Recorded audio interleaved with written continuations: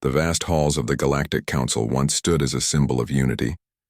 Countless species gathered under its shimmering dome to decide the fate of worlds, to speak of peace, to avoid war. But on one distant day, that illusion shattered.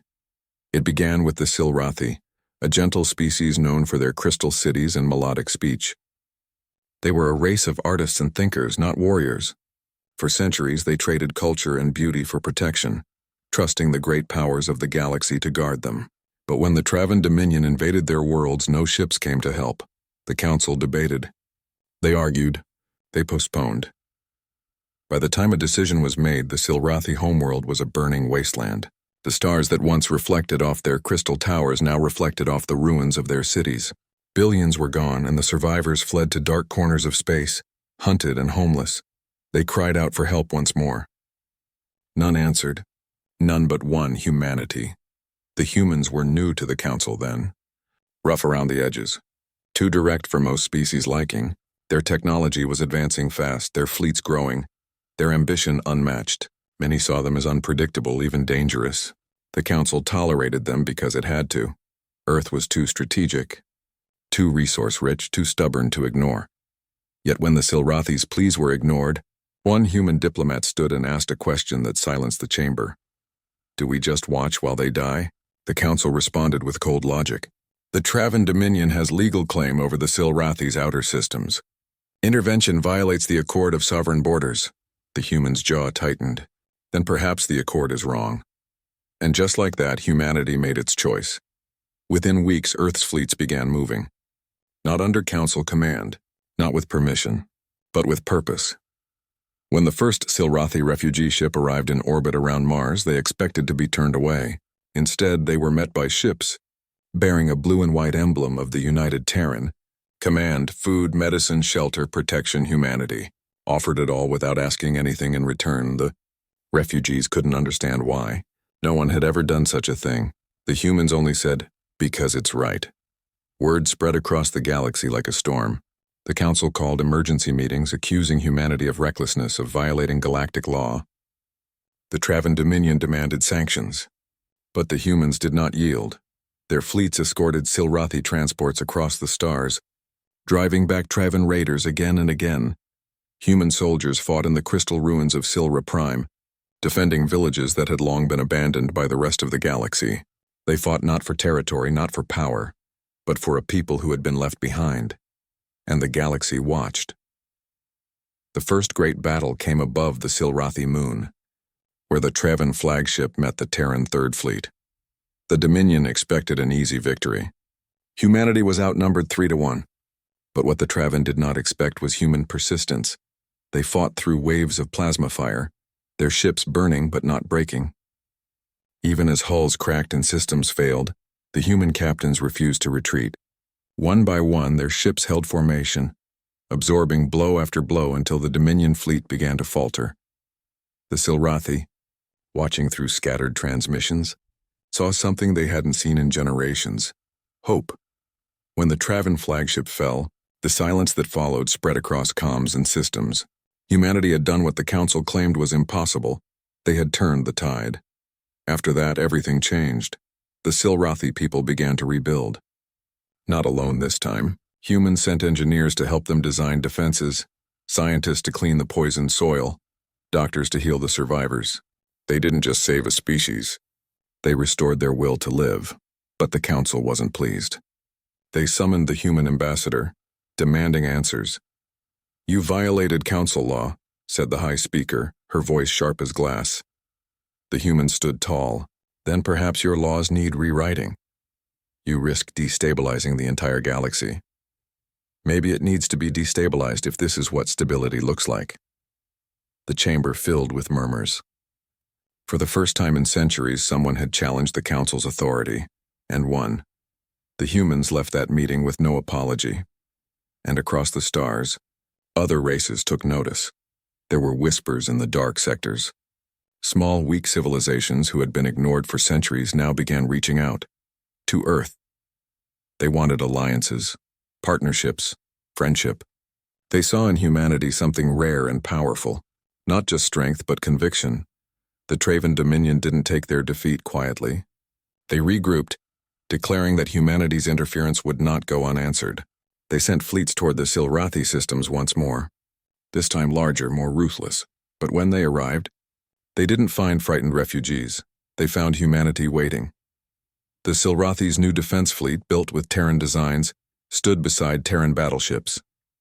Human commanders trained Silrathi pilots, teaching them the art of warfare they had long forgotten. When the Second War began, it was not the Silrathi who trembled. It was the invaders. The humans didn't just fight with weapons. They fought with strategy, with innovation, with heart. They used asteroid belts as traps, turned broken moons into fortresses, and launched counterstrikes that shattered the Traven fleets. The final battle came above the ruins of Silra Prime, where it had all begun. The Dominion's largest dreadnought faced the combined human Silrathi armada. The humans transmitted one message before the fight began. For every world abandoned, for every life betrayed, we stand with those who were left behind. The dreadnought opened fire. The battle lasted hours. Ships burned, worlds shook, space itself seemed to scream. But when it ended, the Dominion's flagship was nothing but drifting wreckage. The Silrathi leader, standing on the bridge beside the Terran commander, could barely speak. "Why do you do this?" they asked. "Why fight for us?" The human smiled softly. "Because someone should have." When the smoke cleared, the galaxy could no longer ignore what had happened. Humanity had not just defended a fallen people. They had changed the order of the stars. The Galactic Council held yet another meeting. This time it was not humanity being questioned. It was the Council itself. Representatives of dozens of species demanded answers. Why had they abandoned the Silrathi? Why did they do nothing when injustice spread? Why did it take humans, outsiders, to do what they would not? The High Speaker tried to maintain control, but it was too late. The age of passive neutrality was over. The galaxy had seen what real courage looked like, and it wore a human face. Soon, new alliances formed. The Silrathi joined the Terran coalition, along with several minor races. They called it the Pact of the Forgotten. Its creed was simple: no one left behind. Humanity's influence spread not through conquest but through compassion backed by strength. They shared technology, trained defense forces, and rebuilt broken worlds. Everywhere the coalition went, they found those who had lost hope and gave it back. But it wasn't without cost. Earth's fleets were stretched thin. Their resources drained. Their diplomats faced endless resistance from the old powers of the Council, who still feared humanity's growing unity. Some called them dangerous idealists. Others called them saviors. Humanity didn't care about titles. They cared about doing what was right. On one quiet evening aboard the coalition flagship Endurance, the human commander stood with the Silrathi leader, watching the stars drift by. "You know," the Silrathi said, "when we first met, I thought your kind was reckless." The commander smiled faintly. "You weren't wrong. But you are also the reason my people live, the reason our children sing again." The human looked out the viewport, where dozens of coalition ships drifted in formation, Silrathi, Terran, and others who had once been strangers, now allies. "Maybe that's what we're supposed to do," he said quietly. "Stand up when others can't," the Silrathi nodded slowly. "And what will you do when the next forgotten people cry out for help?" The human's answer was calm, steady, certain. "We'll be there." And somewhere far beyond that quiet ship, the message spread once more across the stars. The humans stood with those who had been betrayed. They stood for what was right, not because it was easy, but because someone had to. From the ashes of silence rose a new kind of power, not born of domination, but of unity. The galaxy had long been divided by fear and politics. Now it began to unite under something far stronger: belief. The belief that one act of courage can ignite 1,000 more. In time, the Council itself changed. The High Speaker resigned. New members took her place. Voices from the Silrathi, from humanity, from once forgotten worlds now shining with renewed pride. The chamber that once echoed with cold words now hummed with purpose. And at its center, etched into the marble floor, were new words written in every language of the galaxy. "We stand with those who were betrayed. We stand for those who cannot stand alone." When ships now pass through Silra Prime's orbit, they see the rebuilt cities glittering once again beneath their twin suns. They see human embassies beside Silrathi temples, children of two worlds running together under open skies. The Silrathi remember who saved them, and the humans never let them forget that the choice to stand together is what truly defines a civilization. As years passed, stories spread of human ships appearing where help was needed most, on border worlds, in refugee camps among oppressed colonies. Whenever a desperate transmission echoed into the void, a single coded response would follow. "We hear you. We stand we."